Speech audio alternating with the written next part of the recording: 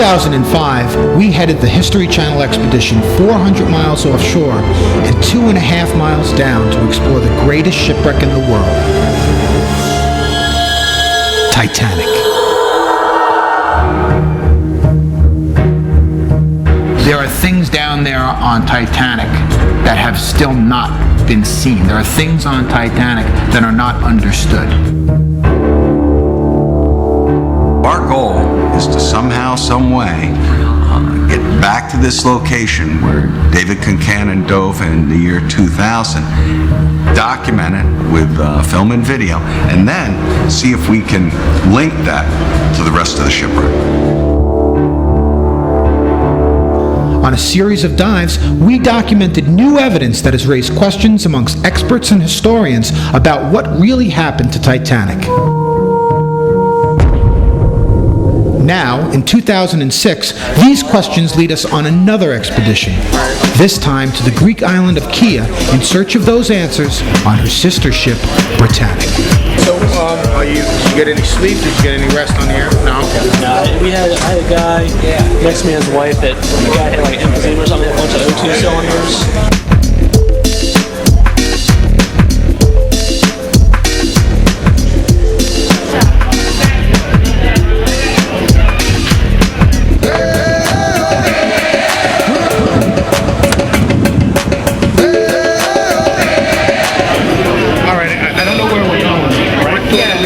We go out the door right down here to the left.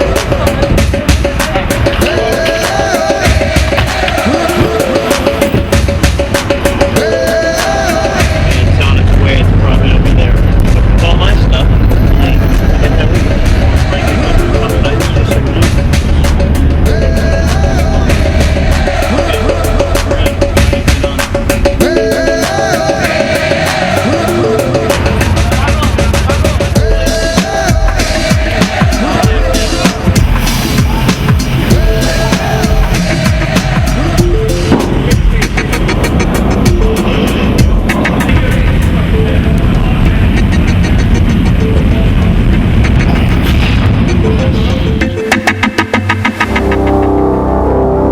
During World War I, the Britannic was operating as a hospital ship when she struck a German mine and sank in 1 hour with the loss of 30 lives.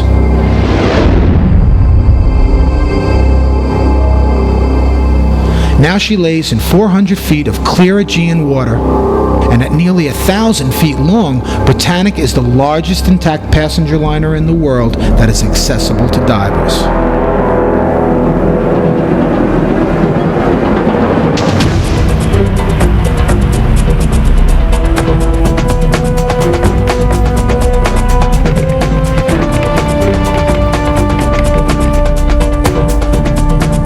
Although not nearly as deep as her sister, our expedition to Britannic is faced with a series of logistical problems. There are no dive shops or diving facilities on or near this island, and there are no local dive boats that can handle a technical expedition like this. We had to bring everything we needed to create our own technical dive center. Where's the whiskey? Where's the whiskey? We didn't bring any. Go back. And then turn an 80-foot commercial fishing vessel into a working dive boat. All right, guys, come on out. All right. Good morning, everybody. This is day one of the 2006 History Channel Britannic Dive Expedition. So it's going to be a busy day today. We got a lot to do. Nobody's going to be getting wet today except with a little sweat on your brow. We want to take it easy. A lot of us have traveled over 3 or 4 time zones, so we're a little out of sorts.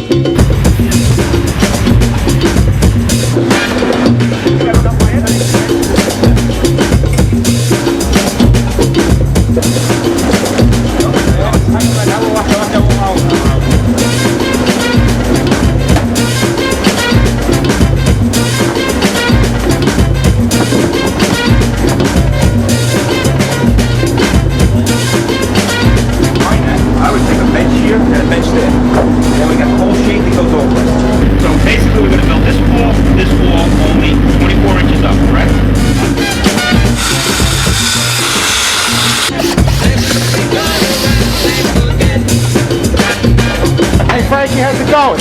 Good. Awesome. Everything's going well. Are we on schedule? I would say so.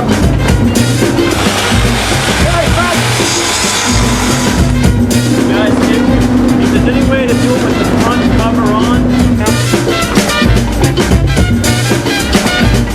Yeah, we need paperwork. We need all the diver paperwork. We have hard copies. I gave it all to Panos. I gave it all to Panos. Panos has it all. Okay. They need a copy on the boat. They have to go down with the boat papers. Let's get Panos. Valve's out. I don't know how you. I was gonna say leave it open, but if you don't feel confident. Well, let's just go slow. How's that sound? I think that'll work. I've only been going slow. Let's go slower. Well, right now the team is starting to assemble what we call a fill station. Behind me we've got a compressor. Right now the boys are bringing out a booster pump.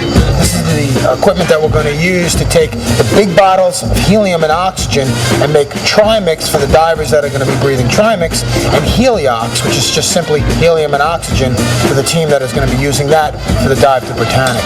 You can see all of these bottles are really just in case the rebreathers don't work. All of this is just emergency equipment.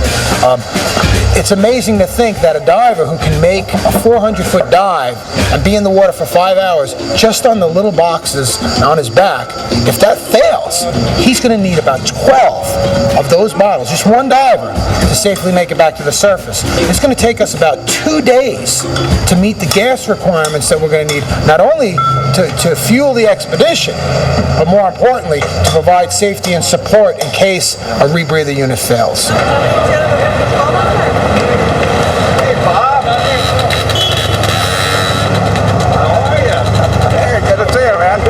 Our dive team consists of an international group of extremely experienced deep rebreather divers and imaging experts from Woods Hole Oceanographic Institute.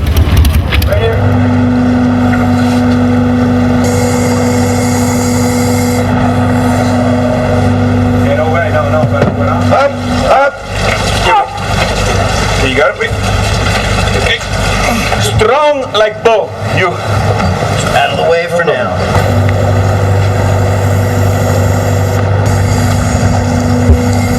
Evan, we may want to put it down on something so we don't ruin the scooter mount.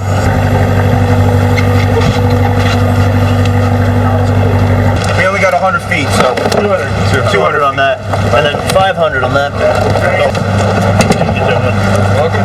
How's things going on the Apollon? Things are going very well. We got all the cameras unpacked yesterday.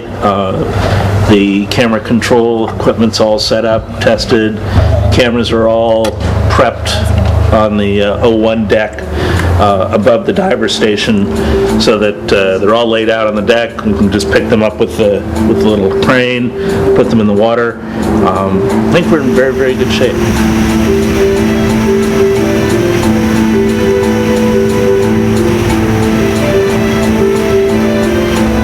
Running over midship somewhere. I mean, we know we're heading towards the stern. Our blue marker here is in the stern section, but we don't know how far into the stern. Basically, what I want to do, here's the scope of our line. He's heading this way right now. Here's northeast. We know that's our wind direction. He's heading due southwest to Black Ball, which is straight ahead. It's actually a little different than southwest. We're starting to get wrecked. This seems to be from stern to bow, if the numbers are correct. So what it look like, Frankie? It looked pretty good. We have our GPS numbers. We had a really good drift. A little short. It didn't actually take us long to find the wreck, realistically. We did go there on the old numbers, but as Frankie says, we did a good drift right down from what we think is possibly the stern. You know, I wouldn't want to say that we ran the whole ship, but our drift, we plotted, and basically we were going from a north-northeast direction with southwest direction. And, southwest bow. Correct. And around a bit, got really, really nice relief right at this number here.